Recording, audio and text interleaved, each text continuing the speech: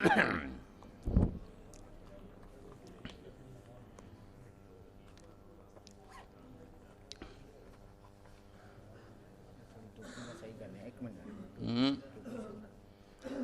دے set جنا کرنی ہے.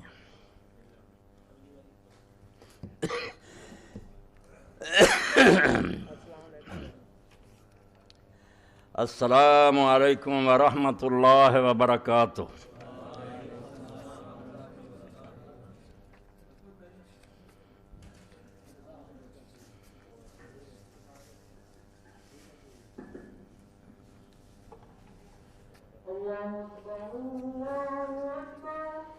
اللہ اکبر اللہ اکبر.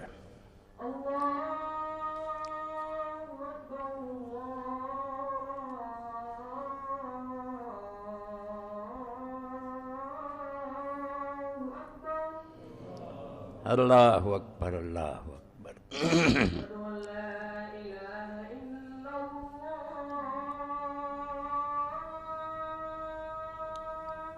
اشہد ان لا الہ الا اللہ.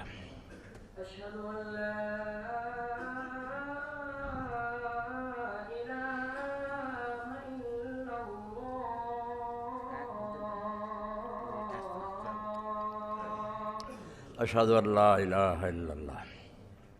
أشهد أن محمد رسول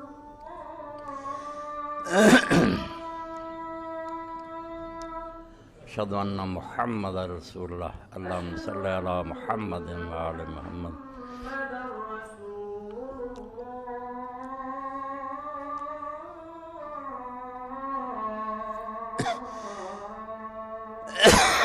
اشہد ان محمد رسول اللہ. حي على الصلاة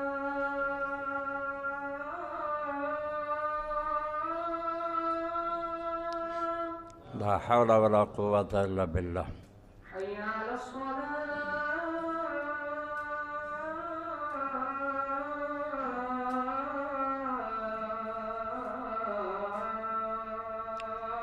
لا حول ولا قوة الا باللہ. حي على الفلاح اخلاق ادرا کان. لا حول ولا قوة الا باللہ.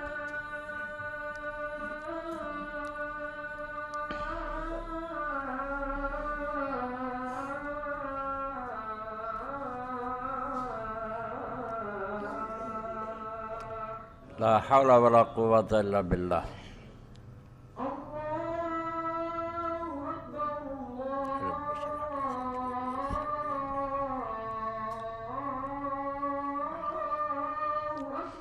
اللہ اکبر اللہ اکبر.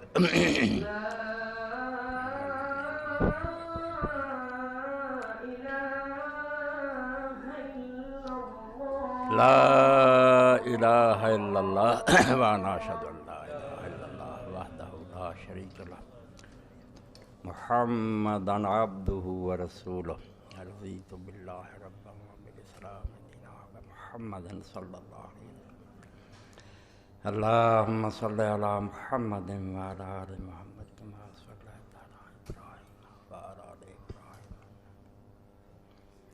بارک علی محمد وعلی آل محمد.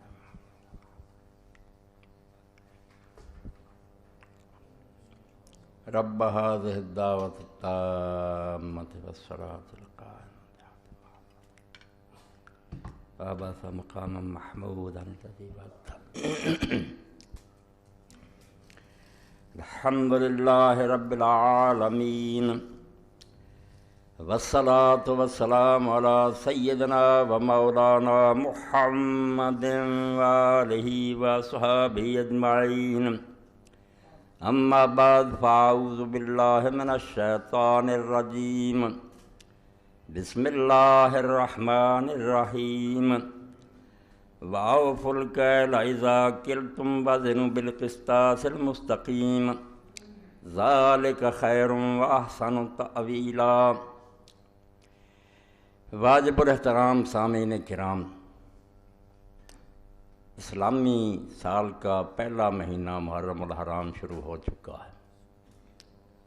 اللہ کے رسول علیہ السلام نے اس کو شہر اللہ المحرم فرمایا کہ یہ اللہ کا مہینہ ہے. مہینے سارے اللہ کے ہیں، مگر کبھی کبھی کسی چیز کی شان بڑھانے کے لیے اس کو اللہ تعالیٰ کی طرف مضاف کر دیا جاتا ہے۔ جیسے گھر سارے اللہ کے ہیں مگر بیت اللہ، اونٹنیاں ساریاں اللہ کی ہیں، صالح علیہ السلام کی اونٹی ناقۃ اللہ، تو اللہ نے اس مہینہ کو فضیلت بخشی ہے، اس لیے اللہ کے رسول علیہ السلام نے صحیح مسلم میں ابو ہریرہ رضی اللہ عنہ کی روایت میں اس کو شہر اللہ المحرم فرمایا کہ یہ اللہ کا مہینہ۔ لوگ یہ چاہتے ہیں اور ایسا ہی کہتے ہیں کہ ساری دنیا کی قومیں جو ان کا سال خوشی سے شروع ہوتا ہے، اور وہ خوشی تو آپ دیکھ ہی رہے ہیں جیسے عیسائی لوگ مناتے ہیں، اور ان کی تقلید میں ہم بھی اب لگ پڑے ہیں ہوٹلوں میں شراب اور زنا اور ڈانس وغیرہ۔ یہی ہونا چاہیے، مگر یہاں ان لوگوں کی توقع اور امید کے خلاف کہتے ہیں کہ نہیں، مسلمان رونے دھونے میں لگ جاتے ہیں، نیتیں بد ہیں۔ یہ نہیں کہ کوئی نیک نیت سے یہ کہتے ہیں کہ خوشی سے سال شروع ہونا چاہیے، اصل میں ان لوگوں کے سینوں میں رسول اللہ صلی اللہ علیہ وسلم کی اولاد کے بارے میں بغض جو ہے وہ جم چکا ہے، اور وہ ان کی زبانوں سے بھی باہر آتا ہے، اور کتابوں پر کتابیں بھی یہ لوگ لکھ رہے ہیں۔ کوئی چھپی بات نہیں رہی کہ ایک طوفان بدتمیزی ہے جو برپا ہے۔ آپ اگر رسالوں کا اور کتابوں کا مطالعہ کریں تو حیران ہوں گے کہ حسین رضی اللہ تعالیٰ عنہ صرف کربلا میں شہید نہیں ہوئے، اب بھی مدروں میں تیروں کی اتنی بارش ہو رہی ہے کہ آدمی حیران ہوتا ہے کہ یہی لوگ جو کہتے ہیں یہ کوئی دینی مسئلہ، اگر یہ دینی مسئلہ نہیں کیوں محرم آتے ہی ہر رسالہ ہر کتاب اسی موضوع پر آتی؟ تو حقیقت یہ ہے کہ اس مہینے کا امام حسین رضی اللہ عنہ کی شہادت سے شروع ہونا، اور ذی الحج جو سال کا آخری مہینہ اس کا حضرت اسماعیل علیہ السلام کی قربانی پر ختم ہونا، یہ اپنی جگہ اللہ تعالیٰ کی حکمت کے مطابق بہت ہی مناسب کام ہے۔ جو لوگ دین کو نہیں سمجھتے وہ بے شک ہنستے رہیں، ناچتے رہیں، مگر اللہ نے قربانی پر سال ختم کیا اور قربانی سے آغاز کیا سال کا، تاکہ اہل اسلام کو پتہ لگے ہوشیار کے برہ دم تیغست قدمرا، کہ اے اللہ کے نیک بندو ہوشیار ہو جاؤ کہ تمہارے قدم جس راستے پر ہیں وہ تلوار ہے، تلوار پر چل رہے ہو۔ جانیں قربان کرنا، اپنی جان اللہ کے دین کے لیے بیچ دینا، یہ دین کا خلاصہ ہے۔ اس لیے ذی الحج بھی قربانی پر ختم ہوا، اور امام حسین رضی اللہ عنہ کا واقعہ بھی سال کے شروع میں پیش آیا، تاکہ لوگوں کو اس بات کا پتہ چلے، نہ بینی کہ ہاں شاہ نکو نام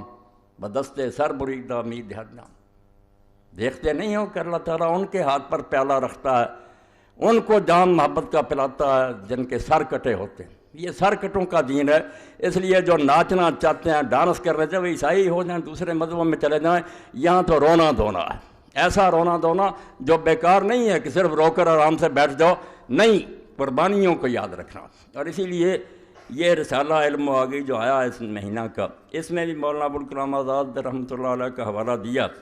بس میں ابتدا میں ہی وہ بات آپ کی خدمت میں عرض کر دینا چاہتا ہوں۔ فرماتے ہیں حضرت حسین علیہ السلام کا واقعہ کوئی شخصی واقعہ نہیں ہے، کوئی نہ سمجھے نہ میرے خطبے سے کہ کوئی بات تھی جو میں سنا رہا ہوں، کوئی کسی ایک آدمی کا قصہ نہیں ہے کہ کوئی شخص تھا جو مارا گیا۔ اس کا تعلق صرف اسلام کی تاریخ ہی سے نہیں بلکہ اسلام کی اصلی حقیقت سے ہے، یعنی وہ حقیقت جس کا حضرت اسماعیل علیہ السلام کی ذات سے ظہور ہوا تھا، اور وہ بتدریج ترقی کرتی حضرت عیسیٰ علیہ السلام کی ذات کو پہنچ کر گم ہو گئی تھی، اس کو حضرت حسین رضی اللہ نے اپنی سرفروشی سے مکمل کر دیا۔ وہی بات جو علامہ اقبال رحمۃ اللہ نے فرمائی ہے، عجیب و سادہ و رنگی ہے داستان حرم، نہایت اس کی حسین ابتدا ہے اسماعیل۔ حرم کی ساری کہانی کیا ہے؟ جب بنیاد رکھی جا رہی تھی اسماعیل علیہ السلام کے گلے پر چھری، اور جب دین تکمیل کو پہنچا، اللہ کے آخری نبی زمین پر آئے، تو رسول اللہ کا بچہ جس کو حضور کندھوں پر اٹھاتے تھے، نماز میں سجدہ لمبا کر دیتے، اس کی خاطر اس کی شہادت کا واقعہ پیش ہے، تاکہ لوگوں کو پتہ چلے، نہ بینی کیا شاہ نکو نام بدست سر بریدہ میدم۔ اسلام پر چلنا چاہتے ہو نا، تو یہ حجروں میں بیٹھ کر اور تسبیحیں گما کر اس دین پر نہیں چلا جا سکتا۔ یہ دین جان مانگتا ہے، اور جان بھی ان بندوں کی مانگتا ہے۔ لوگ حیران ہوتے ہیں اللہ کے نیک بندوں کو کیوں مشکلیں پیش آتی، اور الٹ نتیجہ نکالتے ہیں کہ اگر وہ نیک ہوتے، اللہ کے پیارے ہوتے، کیوں مارے جاتے۔ بالکل غلط بات۔ انبیاء علیہ السلام قتل ہوئے ہیں، حالانکہ دیکھنے کی بات یہ ہے کہ آپ جب قربانی دیتے ہیں تو قربانی کے لیے وہ جانور تلاش کرتے ہیں جو بے عیب ہو، بے عیب جانور۔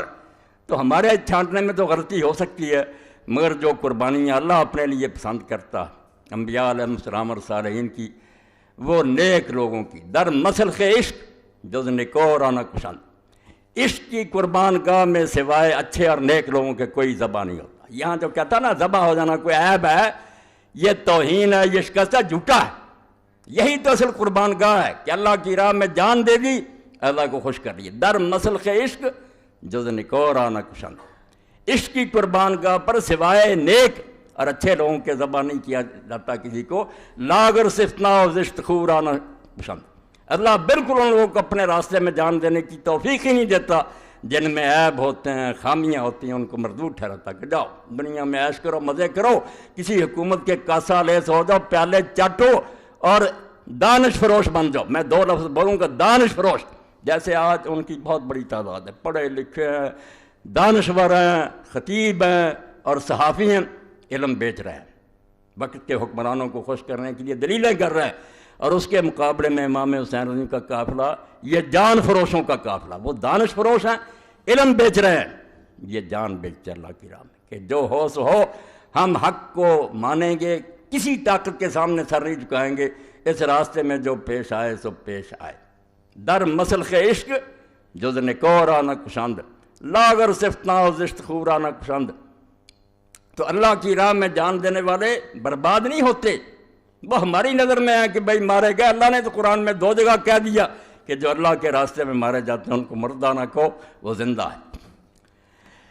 اب ممبر پر بیٹھنے سے پہلے ہی مجھے رسالے موصول ہوئے، وہ لوگ جو جب شکنجہ ان کے گلے میں کسا جاتا اور حقائق چھوڑو جی یہ بات اس سے کیا رہا، نہیں، آپ لوگ ون وے ٹریفک چلانا چاہتے ہیں، ایک رٹی رٹائی کہانی رسالے چھاپتے ہیں، کربلا کی کہانی ابو جعفر محمد باقر کی زبانی، یہ ہر حدیث کے پاس ہے، چھاپتے ہیں، اور وہ شخص جو مفسر قرآن ہے اس دور میں کہلاتا ہے، اور سعودی حکومت اس کا قرآن چھاپتی ہے، حسن البیان، مولانا صلاح الدین یوسف، وہ ایک کارنامہ سر انجام دے رہا ہے۔ یہ کتاب بھی میرے پاس اسی کی ہے، امام محمد باقر پر تہمت لگا کر کہ امام حسین کا پوتا اپنی زبانی بیان کرتا ہے، سارا واقعہ پیش کرتے، اور یہ صلاح الدین یوسف صاحب کا ہی میں گناہ نہیں سمجھتا، پچھلوں نے بھی یہ بہت بڑا جرم کیا ہے کہ امام محمد ابن جریر الطبری نے اپنی تاریخ میں یہ پورا قصہ لکھا، حافظ ابن حجر رحمۃ اللہ علیہ نے تہذیب التہذیب میں اس کو نقل کیا، اور اپنی کتاب صحابہ میں اس کو درج کیا۔ اب ایک شخص کہتا ہے جب امام محمد باقر جو زین العابدین کے بیٹے، وہ سنا رہا ہے کہ حسین رضی اللہ عنہ کو بہت لوگوں نے روکا مگر وہ بعد نہیں آئے، راستے میں جب ان کو پتہ چلا کہ مسلم ابن عقیل شہید کر دیے گئے ہیں تو انہوں نے لوٹنے کا ارادہ کیا، چچا زاد بھائیوں نے ضد کی کہ نہیں ہم تو انتقام لے کے لوٹیں گے، اس لیے امام حسین بھی مجبور ہو گئے کہ تمہارے بغیر تو کوئی مزہ نہیں زندگی کا، ان کی ضد کی وجہ سے آگے چلنا پڑا، اور بعد میں جا کر وہاں منت سماجت کرتے رہے کہ 3 شرطیں مجھے یزید کے پاس بھیج دو، بھائی میں اس کے ہاتھ میں ہاتھ رکھ دیتا ہوں۔ یہ کہانی یہ لوگ لکھ کر اور امام محمد باقر کا نام لے کر شائع کرتے ہیں۔ اب ہر شخص کہتا ہے یار جب ان کی پوتے کہہ رہے ہیں تو حقیقت اس جہاد کی کچھ بھی نہیں، یہ کہہ دیں آپ نادانی اور بے وقوفی سے مارے گئے ہیں، ورنہ اس کا کوئی جہاد سے تعلق ہی نہیں، نہ یہ کوئی شہادت ہے، وہ تو جان بچانا چاہتے تھے، کہتے لے چلو مجھے، میں یزید کے ہاتھ میں ہاتھ رکھ دیں۔ یہ سب باتیں آپ پڑھتے بھی ہیں، سنتے بھی ہیں، اور تاریخ جو ہے زیادہ سے زیادہ مہربانی کرتی ہے کہ کوفہ کے کچھ لوگ سے بے ایمان اور بددیانت انہوں نے امام حسین رضی اللہ عنہ کو خط لکھے، امام ان کے ورق میں آ گئے، ان کے دھوکے میں آ گئے، بعد میں راز کھلا کہ یہ تو سب مکار اور فریبی ہیں، پھر آپ پچھتاتے رہے۔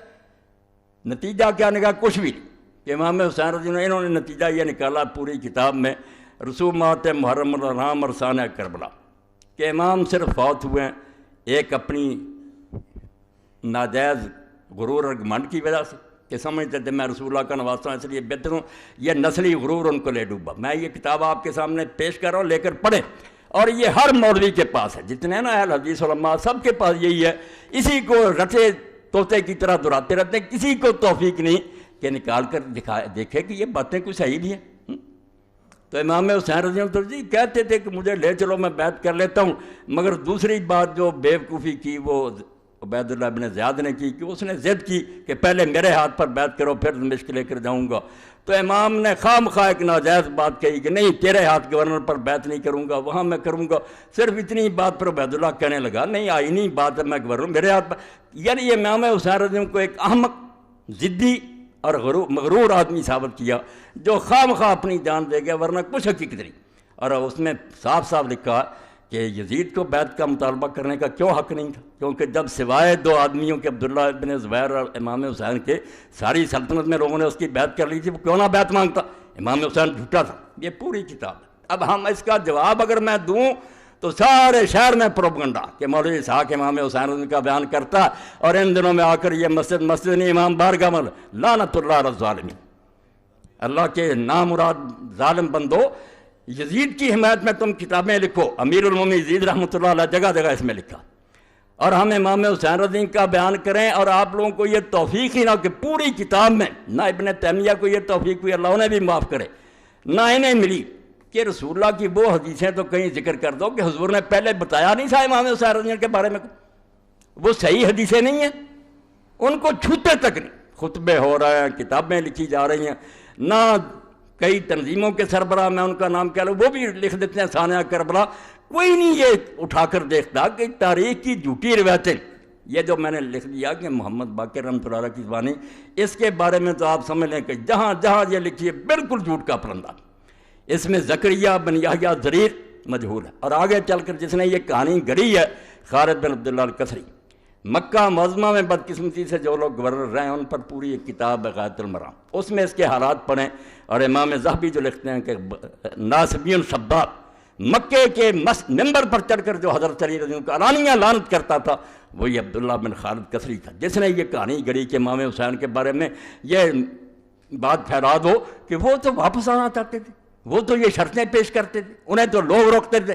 میں کہتا ہوں اس جھوٹے اور حضرت علی رضی اللہ عنہ پر لعنت کرنے والے کی سوال آؤ کہیں دنیا سے کوئی کتاب جس میں یہ آتا ہے کہ امام حسین رضی اللہ عنہ واپس آنا چاہتے تھے۔ خود یزیدی اور بنو امیہ کا گورنر کہانی گڑھے اور امام محمد باقر کی ذمہ لگا دے، اور تم اس کو یہ شائع کرو کہ کربلا کی کہانی محمد باقر کی زبانی۔ محمد باقر رحمۃ اللہ علیہ نے ان میں سے کوئی بات نہیں کہی، یہ سب جھوٹی باتیں۔ میں نے 2 راوی جو ان کے نشان دے دیے، اصل سند جو ہے وہ تبری میں جہاں سے پتہ چلتا، باقی انہوں نے بلا سند کی نقل کر دی ہے نا، کیسا ایسا شروع کہاں سے ہوتی ہے، کون بیان کرتا؟ زکریہ بن یحییٰ ضریر مجہول، اور آگے کون ہے؟ خالد بن عبداللہ الکسری، جس کو کہتے ہیں بغیض ناصبی، ایسا دشمن علی کہ مکہ کے ممبر پر حضرت علی رضی اللہ عنہ لعنت کرتا تھا۔ مگر ایسے لوگ پھر ان کو اللہ تعالیٰ معافی نہیں دیتا۔ آخر میں خود بنو امیہ نے اسے معذور کیا، اور جس برے طریقے سے اس کو پھر کوڑے لگائے کر سزائیں ملی وہ تاریخ کا ایک حصہ، وہ پڑھنا چاہیے کہ ظالم کی گرفت کیسے ہوئی۔ پھر اس کی کہانی لیے پھر تو دشمن اہل بیت کی کہ امام محمد باقر نے یہ کہا، تو اللہ کے لیے توبہ کرو، حدیث کی کتابوں کی طرف رجوع کرو۔ حسین رضی اللہ تعالیٰ عنہ پاگل تھا، اور کسی ظالم نے آج تک نہیں کہا، اور یہ بات جو اس کو بیان نہیں کیا کہ کوفہ بلانے والے تھے کون؟ امام حسین رضی اللہ بچہ تھا جو لوگوں کے بلانے پر چلا گیا، جو اٹھتا کہ کوفہ والوں نے بلایا اور بعد میں انہوں نے پورا نہیں کیا، ظالموں شرم کرو۔ وہ بلانے والا وہ جو امیر معاویہ رضی اللہ اس کے پاسن بھی نہیں، حضرت سلیمان بن سرد رضی اللہ کو کہتے ہو کہ وہ جھوٹا تھا۔ 5 آدمی ہیں جنہوں نے پہلا خط لکھا، اور اپنے گھر میں جس نے دعوت دی لوگوں کو بلایا کہ اللہ نے ایک طاغوت سے ہماری جان چھڑائی اور ایک دوسرا ظالم مسلط ہو گیا، آؤ حسین کو کھڑا کرو اور اس کا ساتھ دو، ان ظالموں سے جان چھڑائی۔ وہ خط پڑھو اس کا صحابی کا، امیر معاویہ رضی اللہ کا پتہ لگے کہ وہ صحابی کیا سمجھتے تھے کہ ایک طاغیہ اور طاغوت مرا اور ایک اور مسلط ہو گیا ہماری گردنوں پر، حضرت سلیمان بن سرد خزائی۔ اور بعد میں اس نے کیسے نبھایا؟ اگر اور توفیق نہیں تو البدایہ والنہایہ امام ابن کثیر کی اٹھا کر دیکھ رہو، اس کی شہادت کا واقعہ پڑھو کہ کس طرح اس نے ان ظالموں سے بدلہ لینے کے لیے بعد میں پھر لوگوں کو جمع کیا کہ ہم وقتی طور پر ٹھیک ہے دب گئے۔ عبید اللہ ابن زیاد نے دھوکے سے شہر پر قبضہ کر لیا، کرفیو نافذ کر دیا، ہمارے لیڈر گرفتار کر لیے، ہم مدد نہیں کر سکے امام حسین رضی اللہ کی، مگر یہ الزام ہم پر آ گیا کہ ہم نے بلایا تھا۔ بالکل صریح جھوٹ ہے، کوفہ والوں نے کوئی دھوکہ نہیں کیا، ان میں سے کوئی جھوٹا نہیں تھا، وہ سارے امام حسین کے رضی اللہ تعالیٰ عنہ کے والد کے فدائی تھے۔ اور حضرت سلیمان ابن سرد رضی اللہ صحابین جلیلا نبیذا فاضلا، جن کی شہادت کے واقعات لکھا اور امام نے لکھا کہ شہید ہو گیا، اللہ ان پر بے شمار رحمتیں کرے، اس کو ظالموں بدنام کرتے کہ جھوٹا تھا اور بڑھا دیا تھا، بدلہ لینے کے لیے اٹھا۔ اس تحریک کو توابون کی تحریک کہتے ہیں۔ 4000 آدمی کربلا میں گئے، امام حسین رضی کی خبر پر عید کیا کہ یا بدلہ لیں گے ان ظالموں سے یا اپنی جانیں دے دیں گے۔ عبید اللہ زیاد کے ساتھ پھر مار کے وہ بیچارے مارے گئے، شہید ہو گئے۔ بعد میں بدلہ جس کی قسمت میں تھا، مختار ابن ابی عبیدہ سکری، اس نے ایک ایک کا صفایا کیا، شمر اور ابن زیاد سارے جتنے اس کے ہاتھ سے مارے گئے، مگر یہ حضرت سلیمان ابن سردار ان کے ساتھی جتنے بلانے والے تھے یہ عین الوردہ کے مقام پر شہید ہوئے، اپنی جانیں انہوں نے دے دی، اپنا وعدہ نبھا دیا۔ تو جھوٹ اتنا پھیلایا گیا کہ جس کا جی چاہتا وہ کہانی چھوٹی سی بیان کر دیتا ہے، بالکل اس طرح ہی جیسے میرے ایک استاد تھے کالج میں، وہ کہہ رہے تھے کہ اگر بات کو برباد کرنا تو اس کا طریقہ یہ ہے کہ لوگ بیٹھے ہوئے تھے کھانا کھا رہے تھے، تو ایک آدمی نے کوئی کہانی چھوڑ دی، وہ بیچارہ لمبی بیان کرنے لگا، اتنے میں دوسرے کھا گئے۔ اس نے ایک دن سوچا میں بھی اس کو پھنساؤں گا، اس نے کہا یار یوسف علیہ السلام کا قصہ کیا تھا؟ اب قصہ تو اتنا لمبا قرآن مجید میں اتنا لمبا آیا، مگر اس نے چالاک تھا، اس نے کہا پدرے بود پسرے داشت گم کر دو بادیات۔ اور بات اتنی، ایک باپ تھا اس کا بیٹا تھا وہ گم ہو گیا، مل گیا، بس قصہ ختم ہو گیا کہ حسین رضی اللہ کو کوفیوں نے بلایا، دھوکہ کیا، یہ بعد میں منتیں ترلے کرتے رہے، مارے گئے۔ ظالموں، اللہ کی کروڑ لعنت ہے جھوٹوں پر۔ حسین رضی اللہ کی وہ شہادت جس کے بارے میں اللہ کے رسول جب بات ہی اللہ کی طرف سے بتلائی گئی اس وقت روئے، تمہیں یہ حدیثیں نہیں یاد آتی؟ اور اگر اس کے بارے میں شبہات تو سلسلۃ الحدیث صحیحہ دوسری جلد وہ علامہ البانی صاحب رحمۃ اللہ علیہ کی دیکھ لیں، ساری اکٹھی کر دیں۔ میں یہاں صرف الفتح الربانی جو مسند احمد کی تبیب ہے اس میں سے پڑھتا ہوں۔ یہ 23ویں جلد ہے۔ عن عائشہ ام سلمہ قال اب کی شک ہوا یعنی عبداللہ بن سعید ان نبی صلی اللہ علیہ وسلم قال لإحداہما لقد دخل علی البیت مرک لم يدخل علی قبلہ۔ رسول اللہ صلی اللہ علیہ وسلم کی ایک زوجہ مطہرہ آپ کے حجرہ میں داخل ہوئی، تو رسول کریم علیہ السلام نے فرمایا کہ ابھی ابھی میرے حجرے میں ایک فرشتہ ایسا آیا تھا جو اس سے پہلے کبھی نہیں آیا۔ فقال علی ان ابنک ھذا حسین مقتول، اس نے مجھے یہ اطلاع دی کہ تمہارا یہ بچہ شہید کر لیا جائے گا۔ وَإِنْ شِئْتَ أَرَيْتُكَ مِنْ تُرْبَةِ الْأَرْضِ الَّتِي يُقْتَلُ بِهَا، تو پھر اس نے کہا کہ اگر آپ چاہتے ہیں کہ اس زمین کی مٹی دکھائی جائے تو میں اس کی مٹی آپ کو دکھا دیتا ہوں۔ قال فأخرج تربة حمراء، تو ام سلمہ رضی اللہ کہتی ہیں حضور نے پھر سرخ مٹی بھی مجھے دکھائی کہ یہ اس فرشتے نے مجھے مٹی دی ہے۔ صحیح حدیث، کوئی شک شبہ نہیں۔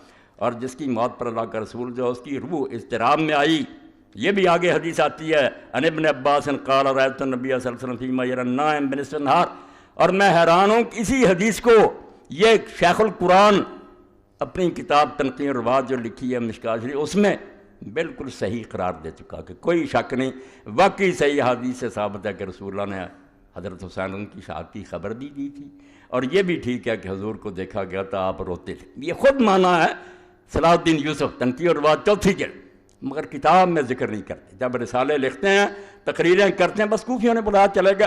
اب جس کی پیدائش کے وقت ہی اللہ کے فرشتے نے اطلاع دے دی، اور اس واقعہ کو ہم بھی اتنا سمجھا کہ باقی اطلاعیں دینے کے لیے روز فرشتے آتے تھے، مگر اس کے لیے فرمایا ایسا فرشتہ آیا جو کبھی بھی آسمان سے پہلے نازل نہیں ہوا۔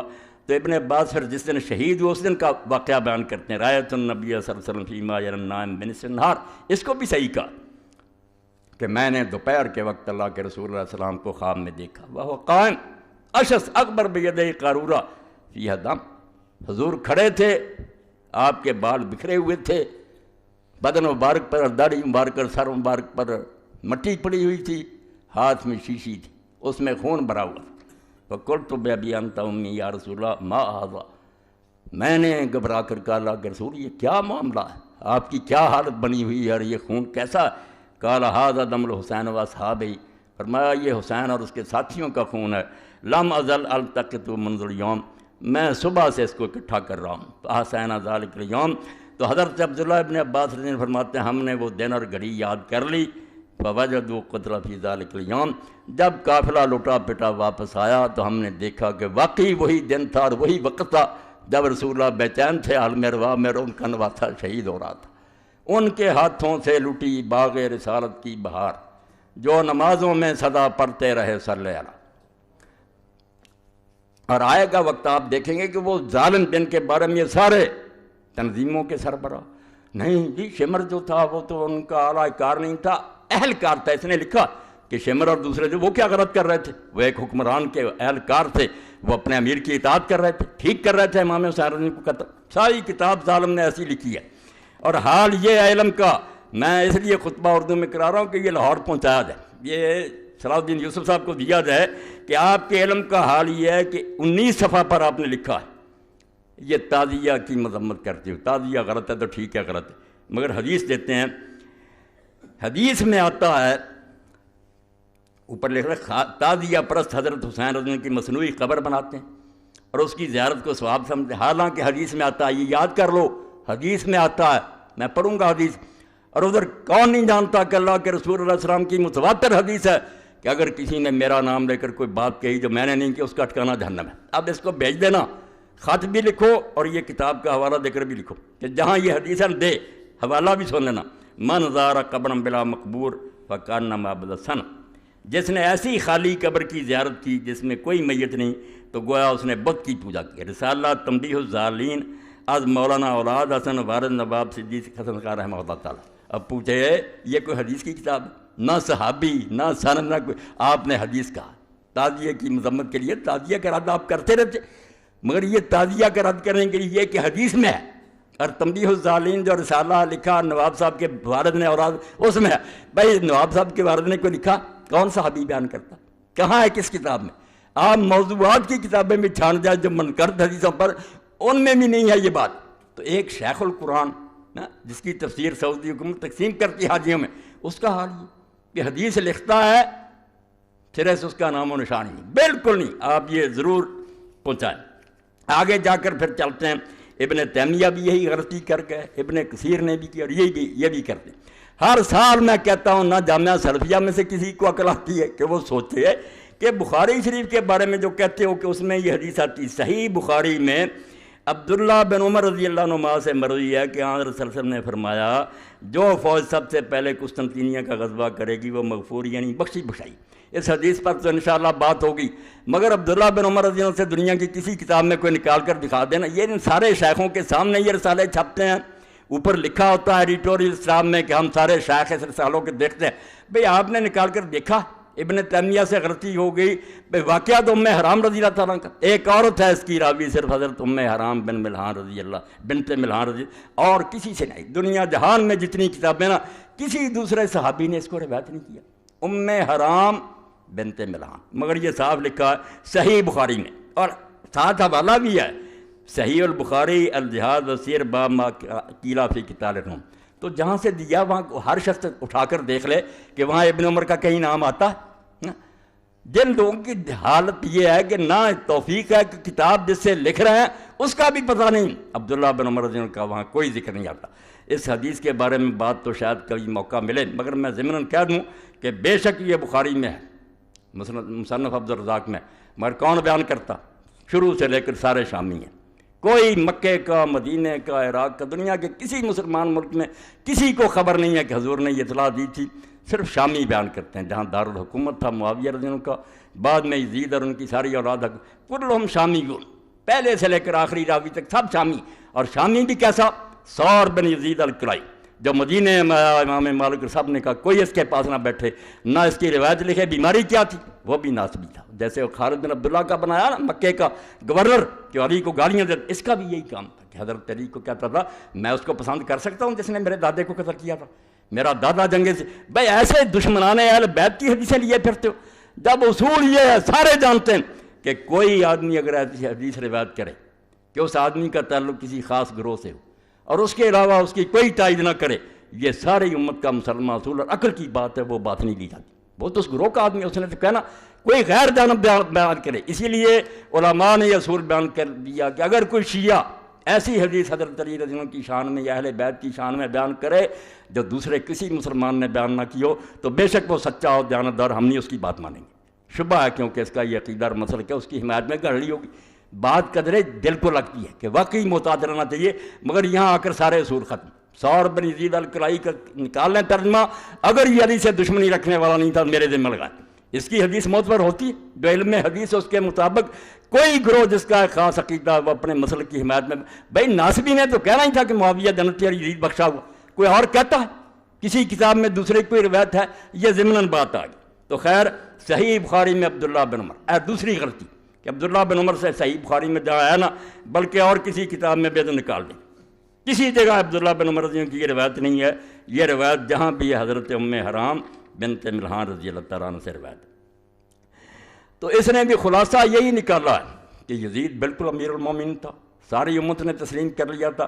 کیسے تسلیم کیا تھا یہ بیان کرنا ہے، جس سے میں نے کہا اور علامہ ابوالکلام آزاد نے کہا یہ کہانی ہی نہیں دین کی حقیقت ہے۔ اور میں ڈنکے کی چوٹ کہتا ہوں کہ جو لوگ اسلامی خلافت کے مدعی اگر وہ حسین کو نہیں سمجھے ان کی تحریکیں بے برکت ہیں اور کبھی دنیا میں وہ اسلامی خلافت نہیں قائم کر سکتے۔ اسلامی خلافت برباد کرنے والوں کی حمایت کرتے ہو اور جو اس کو قائم کرنے کے لیے اٹھا اس کو باغی اور مجرم کہتے ہو، پھر کس خلافت کی بات کرتے ہو؟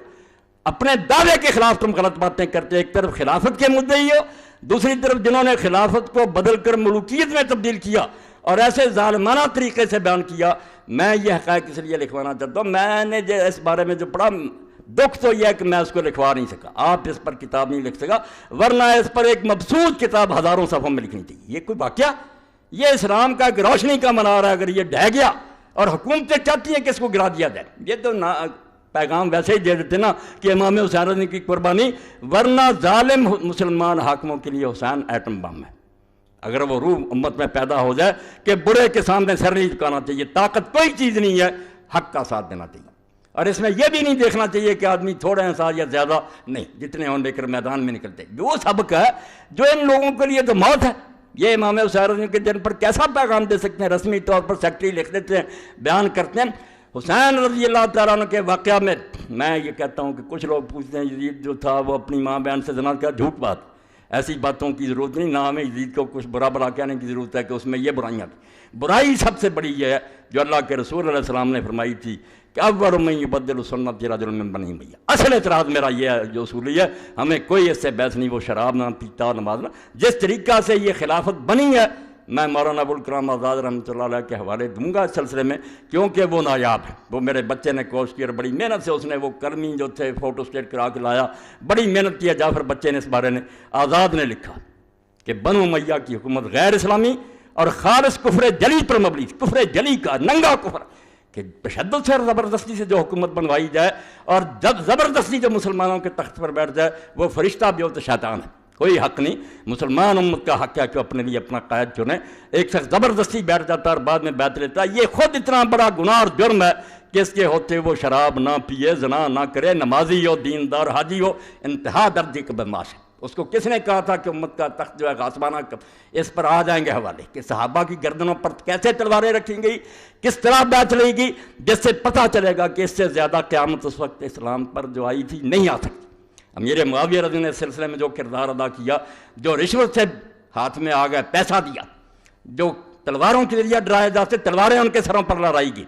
اس لیے مسجد مدینہ میں جو بے حرمت بخاری شریف میں سنا ہوں، اللہ کے لیے تم ہمدردی کرو امام حسین سے، جس کے بارے میں رسول اللہ غمگین پایا گیا اور اس کی موت سے پہلے حدیث پاک میں یہ بھی آتا ہے، وہ سارے علامہ البانی صاحب نے اکٹھے کر دیے کہ حضرت علی رضی اللہ فرماتے ہیں حجرے میں داخل ہوئے، رسول اللہ کے آنسو بہہ رہے، فرمایا یا رسول اللہ آپ بچے کو اپنی گود میں کھلا بھی نہ، رو رہے ہیں، فرمایا ابھی خبر دی گئی کہ یہ بچہ شہید کیا جائے۔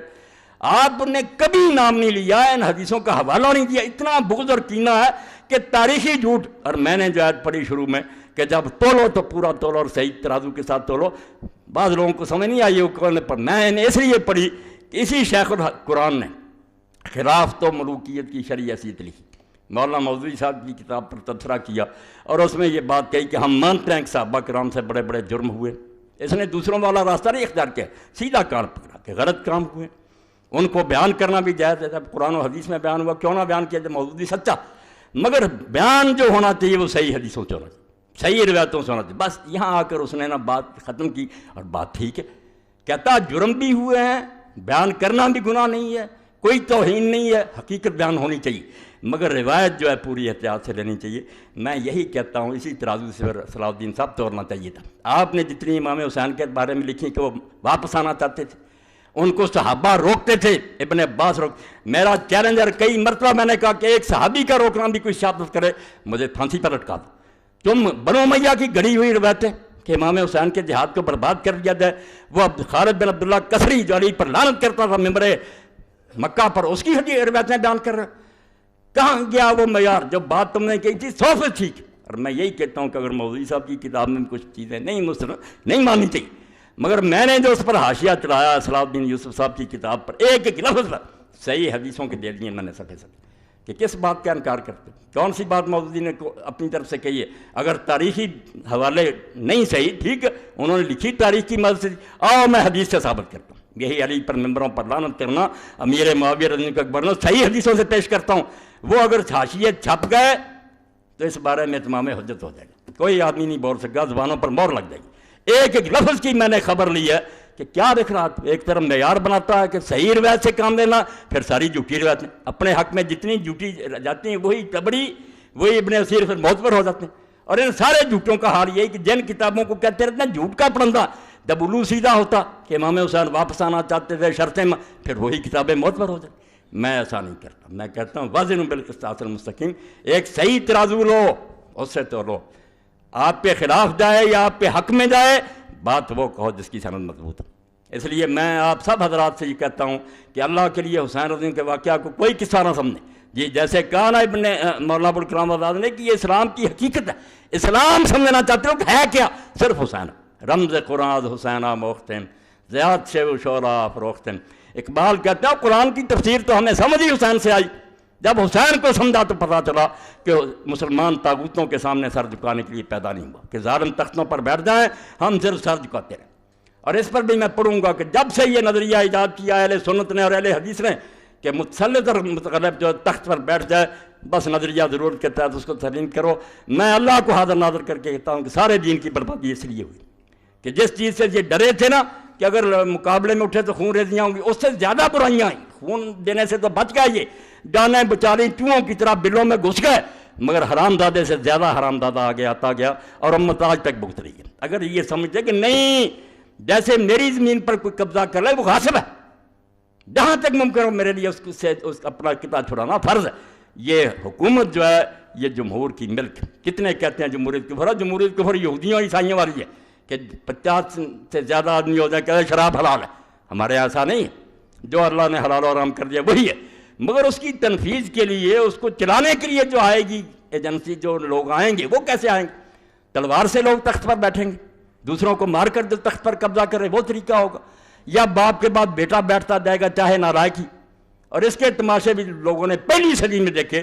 حسین رضی اللہ عنہ تو شہید ہو گیا، مگر یہ رسم بد امیر معاویہ رضی اللہ عنہ نے شروع کر دی سنتاً سریہ، اس کا انجام کیا ہوا پھر؟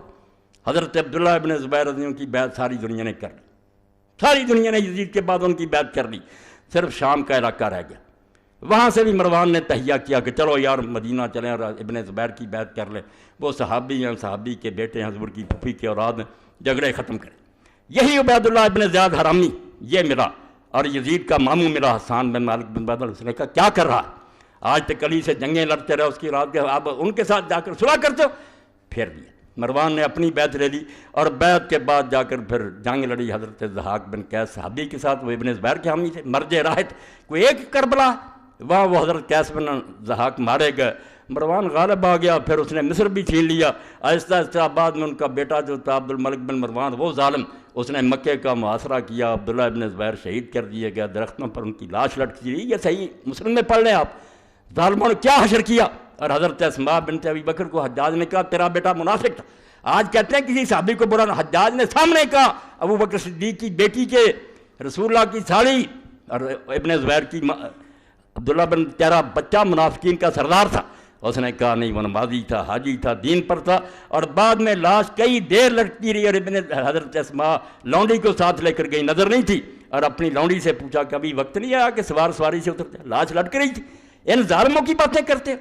تو مروان نے جب یہ سارا دھندا چلایا، اور جس نے مشورہ دیا تھا یزید کا ماموں حسان بن مالک بن بہادر الکلبی، یعنی مسلمانوں کی حکومت کیسے تماشا بنی، رونا یہ کہ جو اتنی بڑی عظیم شے تھی رسول اللہ کی خلافت کہ یہاں قدم رکھتی ہوئے ابو بکر صدیق اور حضرت عمر ڈرتے کہ نہیں اور کسی کو بنا لو، وہ تماشا بن گئی، لوٹ کا مال بن گئی۔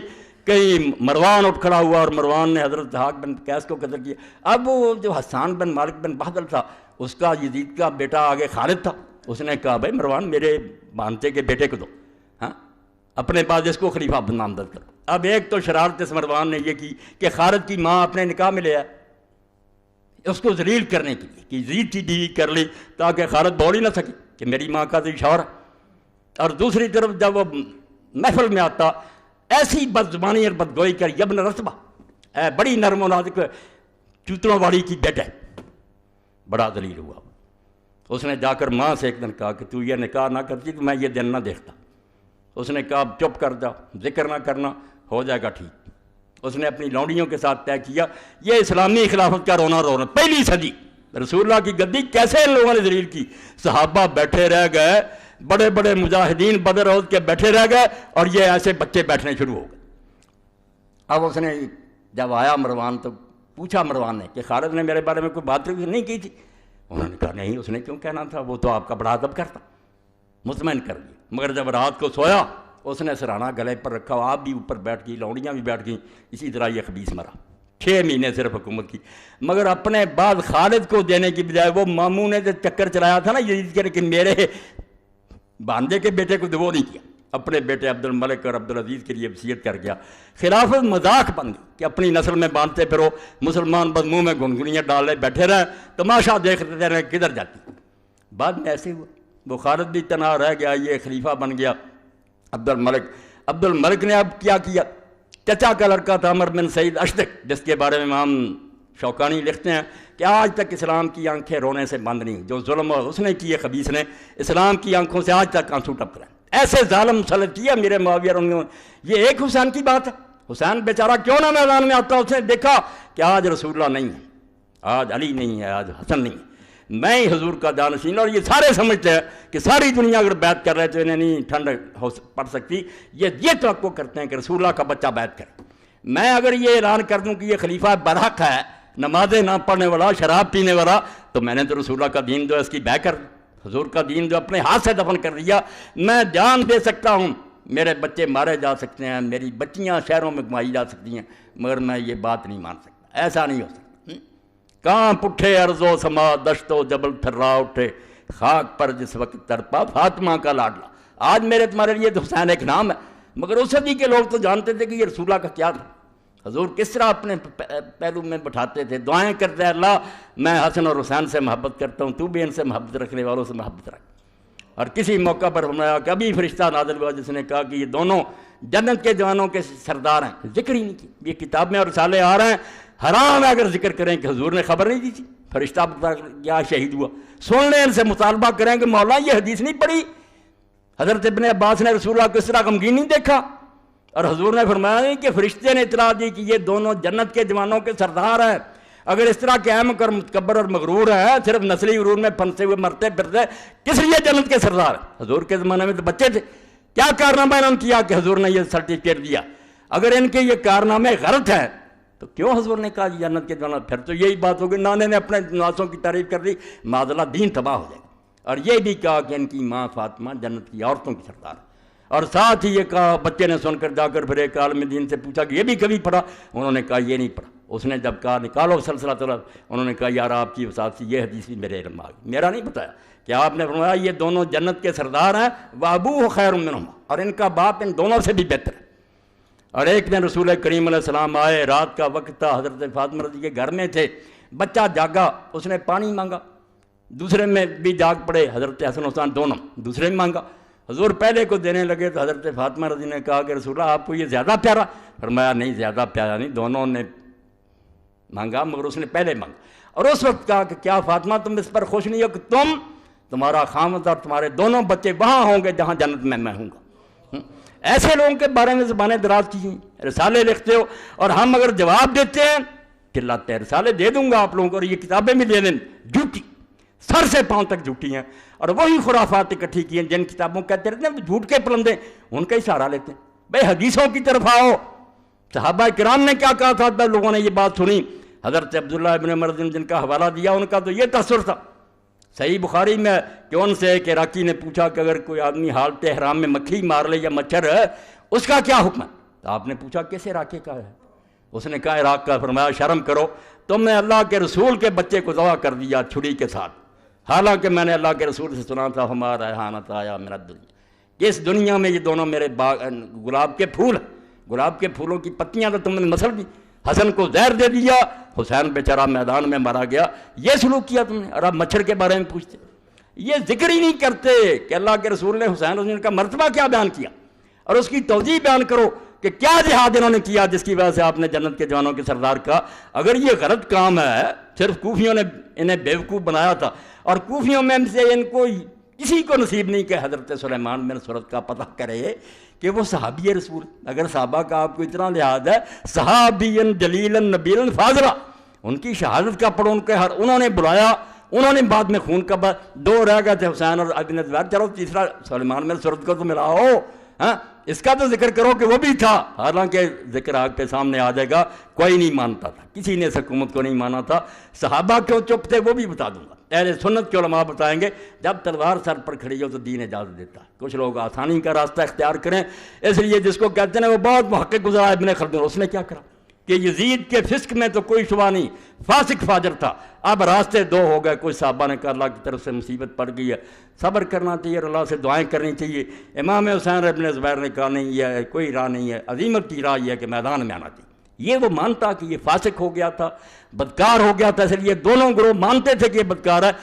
پھر اسی کتاب کو جس کو کہتے رہے یہ بڑا محقق ہے، جب خلاف ہے نہیں یہ بھی مختصر ہو گیا، امام حسین کے بارے میں جذباتی ہو گیا. عقل کے اندھ ہو، جذباتی کیا ہونا، مورخ ہے، وہ ایک روایت کو جانتا ہے، وہ تمہاری لکھی ہوئی باتوں کو پڑھ چکا ہے کہ یہ سب خرافات بنائی ہوئی باتیں. امام حسین رضی اللہ کا ارادہ جو تھا سن لو، نہ انہوں نے پلٹنے کا ارادہ کیا، نہ یزید کے پاس جانے کا ارادہ کیا.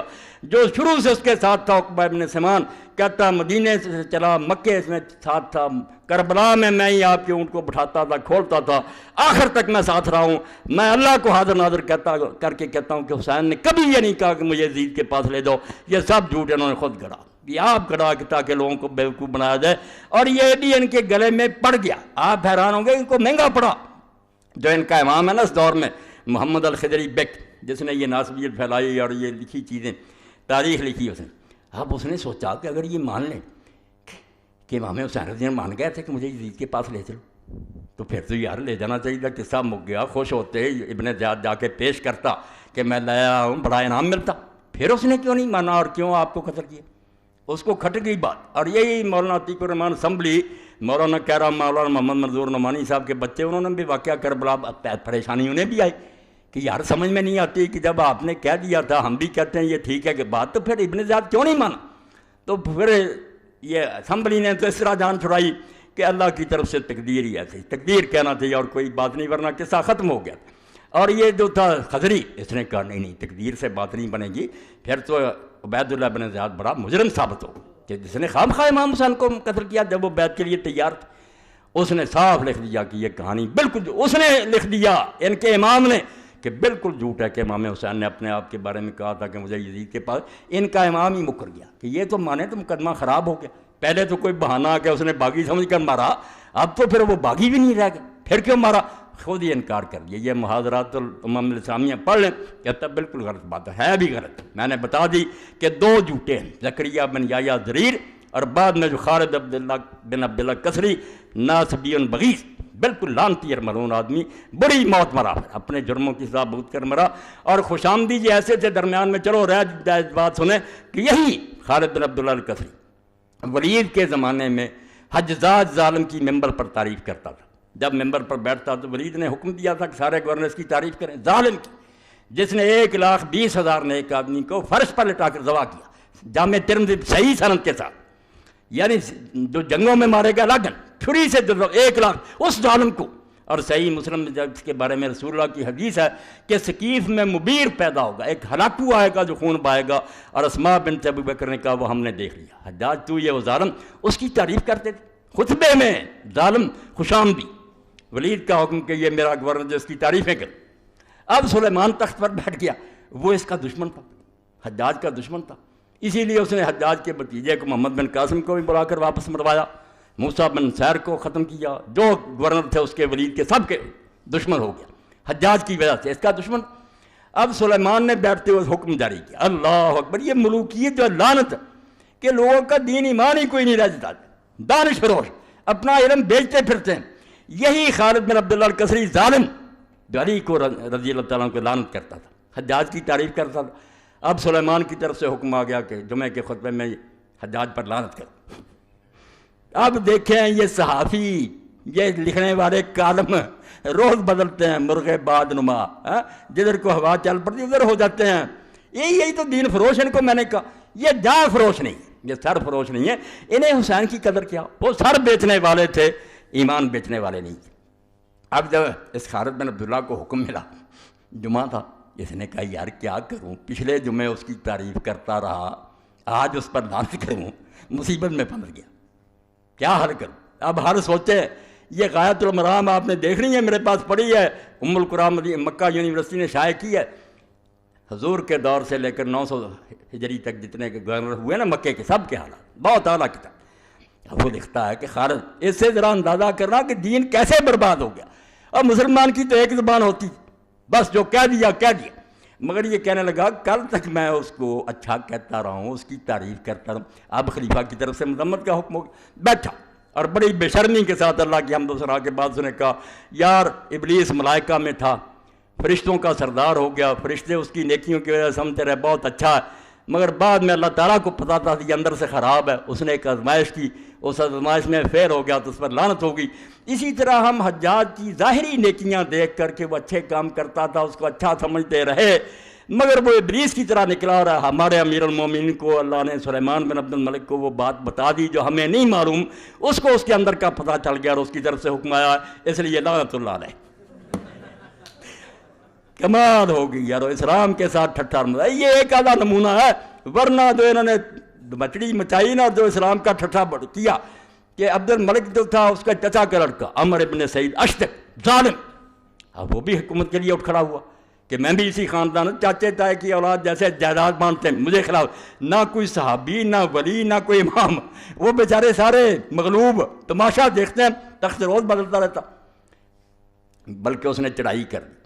اب عبد الملک نے دیکھا کہ مصیبت میں پھنس گیا، اس نے اس کو کہا کہ تو میرے چچا کا لڑکا، یار محل میں آ جا، میں خدا ضامن دیتا ہوں، کوئی تجھے کچھ نہیں، امان دے دی، آ گیا۔ اور جب وہ محل میں داخل ہوا تو پہرے دار بٹھائے ہوئے تھے دھوکے سے، انہوں نے عمر بن سعید اشتق کو گرفتار کر لیا اور بعد میں بری طرح قتل ہوا، وہ ظالم بھی اپنے انجام کو پہنچا۔ مگر اس سے خلیفہ کا اندازہ کریں کہ عبد الملک وعدہ کرتا ہے کہ میں اللہ کی پناہ دیتا ہوں اور پھر جاتا، اور اسی لیے ایک بدو آیا پھر، یہ قیامت اسلام پر جو حسین رضی اللہ کے سامنے آ رہی تھی۔ آپ تو نماز روزے کو روکتے ہیں کہ نماز روزے کو یزید نے کیا کیا تھا، سلطنت اسلامیہ جبر میں بدل گئی تھی، جس کو حضور نے کہا سب سے پہلے میری سنت کو بنو امیہ کا ایک آدمی بدلے گا۔ اب وہ ڈھونڈو کون ہے، اگر امیر معاویہ نہیں ہے تو بتاؤ کون ہے جس نے سنت بدلی۔ وہ علامہ البانی صاف لکھتے ہیں کہ امیر معاویہ ہیں جنہوں نے اس کو بجائے شورا کی وراثت بنا دی۔ پھر کوئی اچھا بیٹا آیا، کوئی بدماش آ گیا، جب خاندان میں بن گئی کوئی ٹھیکہ کہ ضرور نیکی پیدا ہوں گے، تماشا بن گیا۔ تو عمر بن سعید اشتق جب مارا گیا دھوکے سے، ایک بدوی ملنے آیا، میں کہتا اس بدوی پر ہزاروں رحمتیں مولویوں سے زیادہ۔ جب وہ آیا تو عبد الملک نے اس سے پوچھا بدوی سے کہ عبد الملک کے بارے میں تیرا کیا خیال ہے، اپنے بارے میں پوچھا۔ اس نے کہا عبد الملک تو مدت سے ہی مر چکا۔ اس نے کہا میں تیرے سامنے بیٹھا ہوں، میں کیسے مر چکا؟ اس نے کہا نہیں، عبد الملک اس دن ہی مر گیا تھا جس طرح اس نے عمر بن سعید کو امان دے کر اس کی خلاف ورزی کی تھی نا، اپنی قسم کے خلاف اس کو قتل کرا تو اس دن سے مر گیا۔ اب تو لاش ہے، بیٹھا ہو بیٹھا رہے، تو زندہ نہیں ہے، انسان نہیں رہا جب زبان تیری نہیں رہے۔ وہ کتنی بڑی بات، ایسے لوگ بھی نکلتے رہے، تاریخ کوئی باندھ نہیں۔ امیر معاویہ رضی کے دربار میں عورتیں جاتی رہیں اور دلیری سے حضرت علی کے فضائل بیان کرتی ہیں اور اس کی مرمت کرتی ہیں، ڈری نہیں۔ خیر یہ الگ موضوع ہے، آہستہ آہستہ امت یہاں تک پہنچی ہے جہاں ہم پہنچ گئے کہ حق کہنے والا نہیں رہا، زبانیں گنگ ہو گئی ہیں، سارے اس میں عافیت سمجھتے ہیں کہ آرام سے یار اپنا وقت گزارو، کیوں حکومت کو مخالف کرنا۔ یہ وہ لعنت ہے جو امیر معاویہ رضی اللہ سے شروع ہوئی، یزید نے اس کو مضبوط کیا اور باب الثنایا سلطان، بس اس کا حوالہ دے کر ختم کروں گا، بات لمبی، صحیح بخاری میں نکال لینا شرح کہ لوگ جاتے تھے صحابہ کی اولاد اور تابعین، چھوٹے موٹے نہیں، یزید کے سامنے جاتے تھے اور بعد میں آ کر ابن عمر سے انہوں نے کہا ہم جانتے ہیں کہ وہ غلط باتیں کرتا ہے، ظلم کے فیصلے کرتا، مگر ہم اس کی تعریفیں کرتے ہیں اس کے منہ پر۔ تو ابن عمر رضی اللہ عنہ نے فرمایا یہی وہ منافقت ہے جس کو حضور نے اپنے دور میں کہا، دو زبانیں منافقت، مگر منافقت پیدا کر دی، تلوار کے زور سے پیدا کر دی۔ علماء بیچارے کیا کرتے، اب ہمیں بلایا جاتا، کوئی افسر بیٹھا ہوتا، ہم مولوی اور علماء بھی بس دوسری زبان استعمال کرتے ہیں، جان چھڑاتے۔ یہ منافقت اور امت کو بغیرت بنانا، اس کا آغاز یزید کے دور سے ہوا اور صحیح حدیثوں میں اس کے تذکرے ہیں۔ اس لیے جن میں غیرت تھی وہ اٹھ کھڑے ہوئے کہ بجائے زندہ رہنے کے مرنا بہتر ہے۔ اور میری بات کا انجام اس پر ہے کہ حسین رضی اللہ کا جو علمدار آتا تھا جو جھنڈا آپ کے پاس تھا، جو اس پر لکھا ہوا تھا میرے بھائی اور براؤ بہنوں، وہی بس امام کا مشن اور وہی دین کا نچوڑ ہے۔ وَإِنْ كَانَتِ الْأَبْدَانُ لِلْمَوْتِ أُنْشِئَتْ فَقَتْلُ امْرٍ فِي اللَّهِ أَوْلَىٰ وَأَفْضَلُ۔ جب یہ جسم بنے ہی اس لیے ہیں کہ ایک دن انہوں نے مرنا ہے، تو کیوں نہ پھر آدمی اللہ کی راہ میں مرے، یہ اس کا مرنا افضل اور بہتر ہوگا۔ وَإِنْ كَانَتِ الْأَبْدَانُ لِلْمَوْتِ أُنْشِئَتْ، اس لیے حسین کو سمجھنا تو اس جھنڈے کو دیکھو، اور اگر تم بزدل ہو، چوہے اور بلوں میں گھسے ہوئے ہو، تو اللہ کے لیے حسین کو نیچے گرانے کی کوشش نہ کرو کہ وہ بے وقوف تھا، لوگوں کے کہنے میں آ گیا۔ نہیں، وہ دانا تھا، وہ کوفہ میں رہا تھا، وہ ایک آدمی کو جانتا تھا کہ یہ کیسے آدمی ہے، وہ اس کے باپ کے صحابی تھے، ان کے بارے میں اس کو کوئی شبہ نہیں تھا، اور نہ انہوں نے کسی نے دھوکہ کیا۔ یہ تاریخ کی کتابیں جو کورسز میں لگائیں، ان کو آگ لگا دو جو کوفہ والوں کو بدنام کرتے ہیں، وہ خالص اور مخلص تھے، اور انہوں نے بعد میں بدلہ لینے کے لیے اپنی جانیں دی۔ تم بکواس کرتے ہو، تمہارے گورنر نے اور تمہاری فوج نے آ کر ان کو بے بس کر دیا، بعضوں کے ہاتھ پاؤں کاٹ دیے، بعضوں کو لٹکا دیا۔ جب لوگوں نے دیکھا کہ عبید اللہ بن زیاد خبیث نے آتے ہی حضرت مسلم ابن عقیل کو دھوکے سے پکڑا، مکان میں تھے، وہاں بھی قسم دی، وہاں قسم دی گئی کہ ہم آپ کو امان دیتے ہیں، آپ چلیں، کچھ نہیں کہا جائے گا۔ مگر سامنے لایا گیا تو اس نے امان دینے والے سے کہا، کون ہو تم امان دینے والے؟ اور بری طرح پھر آپ کو شہید کیا، اور آپ کا ساتھی جو تھا اس کو بھی دونوں کو چھت پر لے گئے، ہانی بن عروہ کو مسلم میں وہ درود شریف پڑھتے تھے، اللہ اکبر استغفار ذکر کرتے تھے، دونوں کی گردنیں ماری گئیں، لاشیں جسم پر زمین پر گریں، اور ان لاشوں کو پھر رسے ڈال کر بازاروں میں گھسیٹا گیا، اور سارے ان کے جو تھے امام حسین کے آنے سے پہلے یزید کو روانہ کر لیے۔ اور ظالموں، یہاں تمہارا کوئی عالم مارا گیا، تم نے کوئی نہیں دیکھا کہ ضیاء الحق نے کو حکم جاری کیا تھا کہ علامہ صاحب کو مارو، کسی کے پاس کوئی ثبوت نہیں ہے کہ نواز شریف نے کو حکم جاری، مگر تم آج تک روتے ہو۔ ان کا دور تھا، انہوں نے کیا، وہ تو سارا پتہ، اس کے باپ کے زمانے سے یارے ہوئے ہیں کہ نہیں اس کی بیعت کریں گے۔ بیوقوف تھا، تخت پر بیٹھا ہوا، جانتا تھا کہ ابن زبیر اور امام حسین نے میرے باپ کو جواب دے دیا تھا کہ نہیں مانیں گے، اس لیے کوئی چھپی بات تھی۔ ان کا ایک ایک دن کا پروگرام جو تھا وہاں جاتا تھا، سر گئے ہانی بن عروہ کر مسلم نے کہا کہ آئندہ ظلم نہ کرنا۔ اس لیے خدا کے لیے اس واقعہ کو جس سے مومنوں میں حریت اور غیرت پیدا، اس کو ختم نہ کرو۔ اگر ہم کچھ نہیں کر سکتے، آپ سب گواہ، میں اللہ کو حاضر ناظر کر کے کہتا ہوں، پتہ نہیں زندگی ہے، میں اللہ کی قسم دنیا اسلام میں جتنے حکمران ہیں ان سے برات کا اعلان کرتا ہوں، میں ان کو اپنے حاکم نہیں مانتا، ان کو میں جو شریعت کو اپنے ملک میں نافذ نہیں کرتے، میرے یہ حکمران نہیں ہیں۔ میرے دل میں جو آگ لگی ہے وہی یہی ہے کہ اللہ کسی دن اس زمین پر تیرا اور تیرے رسول کا جھنڈا لہرانا چاہیے، تیرا نظام جاری ہونا چاہیے۔ وہ ایک چپا پر زمین پر جو جاری کرے گا وہ میرا امیر ہوگا، وہ میرا امام ہوگا، وہ میرا خلیفہ ہوگا۔ یہ حکمران ہیں، متغلب ہیں، مسلط ہیں، زبردستی بیٹھے ہیں، بیٹھے رہے، ہم ان کا کچھ بگاڑ نہیں سکتے، بے بس اور مجبور ہیں۔ مگر میں نے آپ کو گواہ کر کے کہہ دیا کہ ریکارڈ کر لو کہ میں ان کو حقیقی معنوں میں اپنے حکمران نہیں مانتا۔ اگر میرے دل میں بھی آئے کہ یہ ہمارے حکمران تو اللہ کی کروڑ لعنت ہو، یہ نہیں ہمارے حکمران۔ ہمارا حکمران وہی ہوگا جو اللہ اور اس کے رسول کی کتاب سنت کے مطابق عمل کرے گا۔ اور یہ امام حسین کی تحریر سے میں پڑھوں گا کہ انہوں نے جو خط لکھا، تم کہتے پتہ ہی نہیں چلتا امام حسین کا کیا مقصد، یہ یوسف لکھتا ہے۔ اب پتہ تو تب چلے جب آپ کے خطبے اور آپ کے خط پڑھے، جب آپ نے پڑھنا ہی نہیں تو آپ کو پتہ کیا چل رہا۔ امام نے اپنے خطوں میں لکھا کہ لوگوں، ایک ہی اصولی بات ہے، نہ میں اپنے نانا کی گدی چاہتا ہوں، نہ تخت کی ضرورت ہے۔ امام مسلمانوں کا سربراہ صرف ہو سکتا ہے جو اللہ کی کتاب پر عمل کرے، رسول اللہ کی سنت کو جاری کرے، اور اس کی اپنی زندگی بھی خدا رسول کی مرضی کے مطابق ہو۔ نل امام سوائے اس کے کوئی امام نہیں۔ اور جھگڑا تو یہ تھا، نہ شراب کا تھا نہ زنا، وہ دن رات شراب پیتا، یہ اتنی کوئی برائی نہیں تھی۔ لوگوں میں عیب بھی ہوتے ہیں، بدماشی یہ تھی کہ مسلمان دیکھتے رہ گئے اور تلوار کے زور سے ایک شخص کو بٹھا دیا گیا۔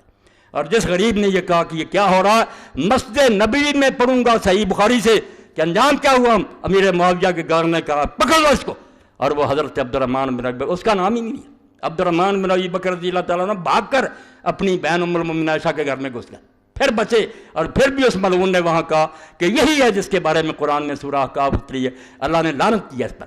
تو اماں بولی، پھر اس نے کہا بکواس کرتا تو، جھوٹا تو، ہمارے بارے میں ابو بکر رضی اللہ کے خاندان کے صرف وہ آیتیں اتری ہیں جن میں میری بریت کا اعلان ہے، اور کوئی آیت نہیں اتری۔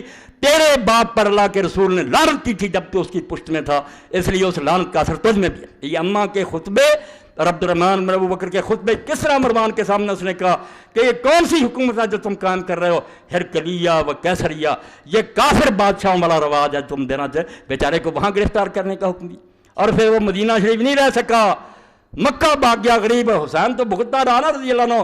یہ عبد الرحمن بن عوف کو مکے چلا گیا اور مکے نہیں رہنا نصیب ہوا, پہاڑوں میں چھپ گیا امیر معاویہ کے دور میں, حبشی 10 میل دور مکہ, اور وہیں سو گیا اور اچانک مر گیا. تو حضرت عائشہ رضی اللہ عنہ کو حاکم لکھتے ہیں دیر تک یہ شبہ رہا کہ یہ مرا نہیں, اس طرح لوگ مرتے نہیں, یہ مارا گیا. ان لوگوں نے اس کو زبردستی مارا, ورنہ عبد الرحمن کی موت کا کوئی سوال تھا کہ وہ پہاڑوں میں سویا اور مر گیا. وہاں سے ان کی لاش پر مکہ لائی گئی, وہاں دفن کیا گیا. حضرت عائشہ عمرہ پر گئی تو وہاں قبر پر گئیں, وہاں شعر بھی پڑھے, سب کچھ موجود. یعنی ظلم کی انتہا کہ مسجد نبی کا احترام نہیں. اما عائشہ کے سامنے جھوٹ بول رہا گورنر کہ تمہارے بارے خاندان کے بارے میں یہ آئی. انہوں نے پھر صاف سنا دیا کہ تیرے باپ پر حضور نے لعنت کی حکم پر, اور تو اس وقت اس کی پشت پر تھا, وہی لعنت تم میں چلی آ رہی. اور حضور کی یہ حدیثیں, یہ ملا کہتے ہیں دیوبندی حدیث کی غلط ہیں, میں صحیح حدیثوں سے ثابت کروں گا, اور سلسلۃ الحدیث سے میں ساری اکٹھی کر دی ہیں سندوں کے ساتھ کہ واقعی حضور نے مروان اور اس کے بیٹوں پر لعنت کی. اب کہتے ہیں نہیں ساری اولاد, ساری اولاد کی بات نہیں, بیٹے جو تھے عبد الملک رب سارے برے تھے, پوتا اگر نیک نکلا عمر بن عبد العزیز وہ الگ بات. آپ حدیثوں کی طرف اللہ کے لیے آئیں, یہ کہانیاں جو چھاپتے ہیں نا رسالے, چھوڑ دیں کہ ہر ملا اور مولوی کھڑا ہو جاتا. نہیں, حسین کو کوفیوں نے بلایا, چلا گیا, پھر منت سماجت کرتا رہا, جان چھڑاتا رہا. لعنت ہے جھوٹ بولنے والوں پر. نہیں, جو اٹھا تھا وہ ایک ہی بات, عزم اونچوں کو سارا استوار. حسین جب اٹھ کھڑا ہوا تھا نا سوچ سمجھ کر, 20 سال امیر معاویہ کے دیکھ کر, اور اس وقت ہی اپنے ساتھیوں کو بتا دیا تھا کہ میرا ایک دن جو اس کی حکومت میں گزر رہا ہے, مجھے کوئی سمجھ نہیں آتی کہ میں خدا کے سامنے کیا عذر پیش کروں گا. جہاد تو اب بھی فرض ہو چکا, مگر میرے بھائی نے چونکہ وعدہ کر لیا تھا میں نبھاؤں گا, اگر بعد میں انہوں نے بدماشی کی تو اٹھ کھڑا ہو. پہلے سے تیار تھے. اس لیے جب اٹھے ہیں نا, آپ ہمالیہ کی مثال دیتے ہیں کہ بڑا پہاڑ ہے. اقبال کہتا ہے عزم اونچوں کو ہسارا استوار. حسین کو پہچانو تو صحیح, اس کا عزم اور حوصلہ پہاڑوں کی طرح مضبوط تھا. پہاڑ ہل سکتے ہیں, وہ نہیں ہل سکتے. ہلنا ہوتا تو گھر سے کیوں چلتا؟ پتہ نہیں تھا بچے اور عورتیں ان کے ساتھ کیا ہوگا, میرے ساتھ کیا ہوگا. نہیں, پائیدار و تند سیر و کارگار, ہمیشہ سے قائم اور دائم. اور ایک بات جو درمیان میں رہ گئی, صرف آخر میں بیان کر دوں کہ اللہ نے دنیا میں امام حسین اور حسن کا نام پوشیدہ رکھا. یہ میں مدینہ شریف سے لایا, موجم ما یخص اہل بیت النبی, حوالوں کے ساتھ اللہ کے بندے نے سعودی عالم میں لکھی ہے, بہت عمدہ بات, پچھلوں کے حوالے سے. میں نے امام جعفر صادق رحمۃ اللہ علیہ سے پڑھا تھا, مگر میں اس کو نہیں پیش کر, میں نے اس کو پڑھا کہ سارے نام دنیا میں رکھے جاتے رہے, مگر حسن اور حسین نہیں رکھا گیا. اللہ نے بچا کر رکھا اس کو کہ یہ محمد آئیں گے صلی اللہ علیہ وسلم تو ان کے نواسوں کا نام. اور یہ بات کوئی معمولی نہیں, ساری دنیا میں لوگ پیدا ہوتے رہے, یحییٰ نام کا کوئی نہیں آیا. جب فرشتوں نے بشارت دی زکریا علیہ السلام کو تو کیا کہا تھا اس وقت, وَلَمْ نَجْعَل لَهُ مِن قَبْلُ سَمِيًّا, ہم نے اس نام کا کوئی آدمی اس سے پہلے نہیں پیدا. یعنی یحییٰ کو یہ فضیلت اللہ نے دی کہ یحییٰ اسی کو ہم نے نام دیا اور کسی کو نہیں. یہی بات اللہ کی قسم دنیا میں یہ پڑھیں, حوالہ دت قال المفضل حجب اللہ ہذین اسمین ان یسمى بعطا سمى بہ نبی صلی اللہ علیہ وسلم ابن علیہ السلام. فضل کہتے ہیں التصحیح والتحریف سے بلاشا 6 جلد 11 حوالہ دیا کہ یہ 2 نام اللہ نے مخلوق کو روک, ان کے ذہن میں نہیں آنے دیے کہ وہ اپنے بچوں کے نام رکھیں, حتیٰ کہ یہ نام اللہ کے رسول علیہ السلام نے اپنے بچوں کے رکھے. اپنے بچے حضور ہمیشہ کہتے تھے کہ حسن اور حسین میرے بیٹے ہیں, یہ نہیں مانتے تو جو جی چاہے کہتے رہے. یہ جس کے بیٹوں کو ماننا چاہتے ہیں نا, رسول اللہ کے ممبر پر بیٹھ کر ان کی تعریفیں کریں. میں تو رسول اللہ کے نانا آپ کے ممبر پر بیٹھ کر ان کے نواسوں کی بات کروں گا, میں ان کے دشمنوں کی کیوں بات کروں. ان کے دشمنوں کا ممبر کوئی ہے تو وہاں چلے جائیں, رسول اللہ کے ممبر پر بیٹھ کر حسین کی توہین نہ کریں. حتیٰ کہ انہوں نے اپنے بچوں کا نام حسن اور حسین رکھا, علیہ السلام لکھا. اب یہ سارے چیز اٹھنے ہو, حسین علیہ السلام کہتے ہیں بھائی بخاری شریف سے نکال دوں, وہاں فاطمہ علیہ السلام لکھا متن میں, حسن علیہ السلام سے آئے میرے پاس. چھوٹے سے بچے ابراہیم کے لیے علیہ السلام لکھا جو فوت ہو گیا تھا. رسول اللہ کی بچی ام کلثوم کے لیے علیہ السلام لکھا. تم کون سا دین لیے پھرتے ہو؟ امام بخاری سے زیادہ دانا. نیل الاوطار شوکانی کی پڑھو, سبل السلام پڑھو علامہ ثنانی کی, علی علیہ السلام, حسن علیہ السلام. کیوں ظالموں تم ناراض ہوتے ہو؟ یہ رسول اللہ کے خاندان کی عزت ہے. اما حسن و حسین الموجود فی انصاب الطیف فلول بسکون الثانی سین والثانی بفتح کسر سین. وہ کہتے ہیں بنو طے جو حاتم طائی کا قبیلہ وہاں مل جاتے ہیں حسن حسین. حوالہ دیا لغت نویس نے کہ وہ حسن ہے, سین پر جزم ہے حسن. یہ حسن ہے پر بھی زبر, سین پر, یہ حسن ہے رسول اللہ کا بچہ, وہ حسن, سین پر جزم. اور دوسرا نام جو وہاں پایا جاتا ہے حسین, زیر ہے نیچے اور آگے یہ ہے، یہاں ہے حسین، اس لیے حسن ہے پر زبر، سین پر زبر، اور حسین یہ نہیں کسی کے نام رکھے، یہ اللہ کے رسول کے بچوں کے رکھے گئے۔ اور جب ہم صحیح بخاری میں پڑھتے ہیں، کیا کروں وقت ہی نہیں ملتا، اللہ کا رسول جب اپنے بچوں کو دم کرتا تھا حسن اور حسین کو، تو کیا کہتا تھا اس وقت، کن کی مثال دیتا تھا؟ فرماتا تھا اللہ کا رسول علیہ الصلوۃ والسلام کہ یہی وہ دم ہے جو میرا باپ ابراہیم اپنے بیٹے اسماعیل اور اسحاق پر کرتا تھا۔ کن کا حوالہ دیتا تھا؟ حسن اور حسین کو کن کے ساتھ ملاتا تھا کہ جیسے میرا باپ ابراہیم اسماعیل اور اسحاق کو دم کرتا تھا، میں انہی الفاظ کے ساتھ اپنے بچے حسن اور حسین کو دم کرتا۔ اس لیے میرے بارے میں اگر کوئی کہتا ہے نا کہ مولا کو روک دوں گا، یہ کروں گا، روتا رہے چیختا رہے، میرے جسم میں جب تک جان ہے میں اللہ کے رسول کی اولاد کا دشمن نہیں ہو سکتا۔ میرے جسم میں یہ سما گئی ہے، اور میں سمجھتا ہوں کہ میری سب سے بڑی ساز یہی ہے کہ میرے پاس اور کچھ بھی نہیں ہے، تو ایک بات ہے کہ میں رسول اللہ کی اطرت کا اور حضور کی اولاد کا خادم ہوں، ان کے پاؤں کا گرد راہ اپنے آپ کو سمجھتا ہوں، اور یہ کوئی جذباتی بات نہیں۔ میں نے اس پر ہزاروں دفتر پڑھے ہیں، حدیث کے، تاریخ کے، تفسیر کے، فقہ کے، علم کرام کے۔ یہ باتیں صرف تاریخ میں نہیں، ہر جگہ بحث ہوئی ہے۔ تفسیر کی کتابوں میں علماء نے بحث کی ہے، حدیث کی کتابوں میں بحثیں ہوئی ہیں، فقہ میں آئی ہے۔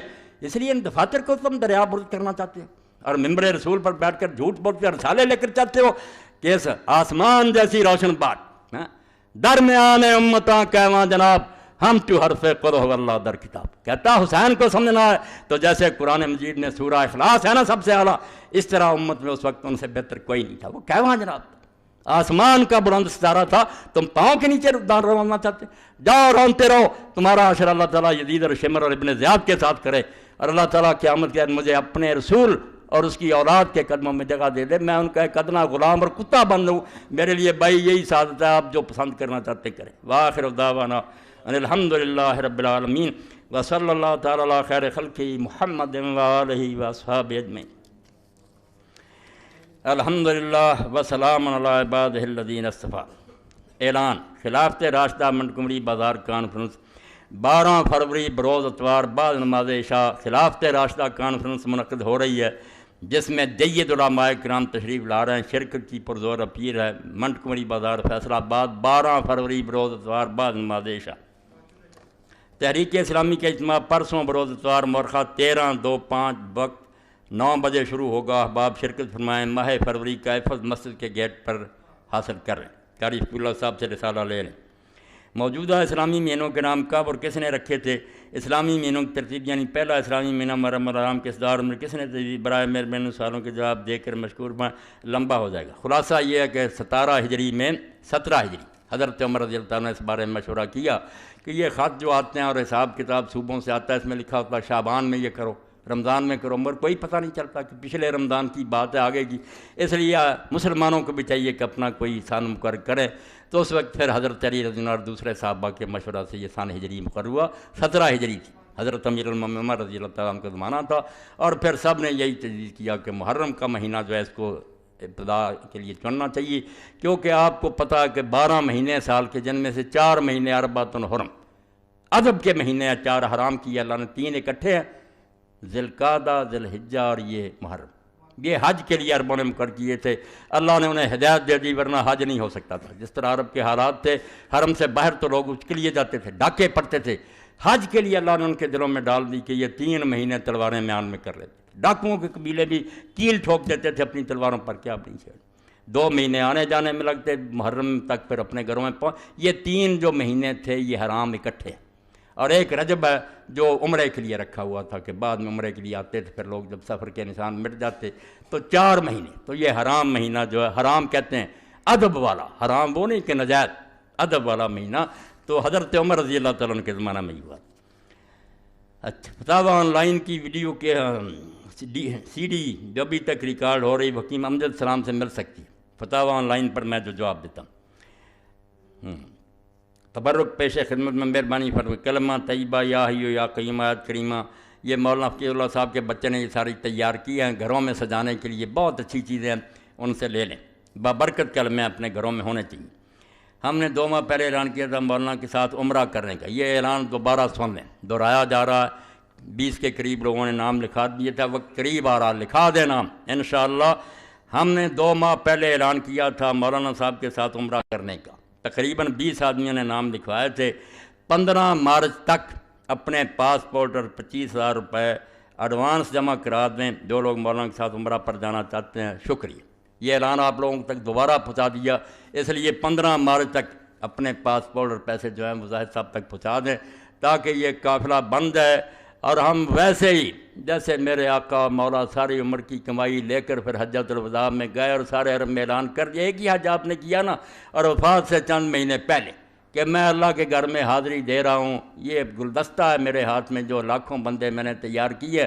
پھر کیسے بنا؟ صحابی کہتا ہماری نظر آپ کی اونٹنی کے آگے پیچھے دائیں بائیں جدھر جاتی تھی سارے ہی سر نظر آتے تھے، اور اللہ کی طرف سے بھی حکم آیا کہ ان کو ذرا کہیں ان یرفعوا اصواتهم بالاحلال، کہ لبیک اونچا کہیں، مجھے مزہ آتا۔ تو وہ قافلہ کیسا تھا، اور جب حضور نے یہ اعلان بھی کر دیا کہ یہ شاید میری تمہاری آخری ملاقات اور پھر تم مجھے نہ دیکھ سکو، اس لیے سارا عرب آ گیا۔ اور حدیث پاک میں آتا عورتیں آ رہی، بچے آ رہے ہیں، میدان عرفات میں منام میں آپ کی اونٹی گرد، اور سارے ایک دوسرے کو کہتے ہاذا محمد ہاذا، یہ اللہ کا رسول ہے بھائی، سیر ہو کر دیکھ لو۔ حضور نے اعلان کر دیا کہ پھر ملاقات نہیں ہوگی، اس لیے کوئی پتہ نہیں کہ زندگی کا یہ آخری سفر ہو، تو اگر لوگ کچھ جانا چاہتے ہیں تو اللہ توفیق دے تو ساتھ چلیں انشاءاللہ۔ میرے اور آپ کے لیے یہ سفر اللہ ببرکت کرے گا۔ اللہم صلی علی سیدنا و مولانا محمد وعلی آل سیدنا و مولانا محمد وبارک وسلم۔ اللہم اغفر للمؤمنین والمؤمنات والمسلمین والمسلمات الاحیاء منهم والاموات، ان اللہ یامر بالعدل والاحسان وایتاء ذی القربى وینہی عن الفحشاء والمنکر والبغی یعظکم لعلکم تذکرون۔ محمد وآلہ وصحبہ اجمعین۔ اللہم انصر الاسلام والمسلمین واخذل الکفرۃ والمشرکین۔ ربنا افرغ علینا صبرا وثبت اقدامنا وانصرنا علی القوم الکافرین۔ ربنا لا تجعلنا فتنة للقوم الظالمین ونجنا برحمتک من القوم الکافرین۔ اللہم احسن عاقبتنا فی الامور کلها واجرنا من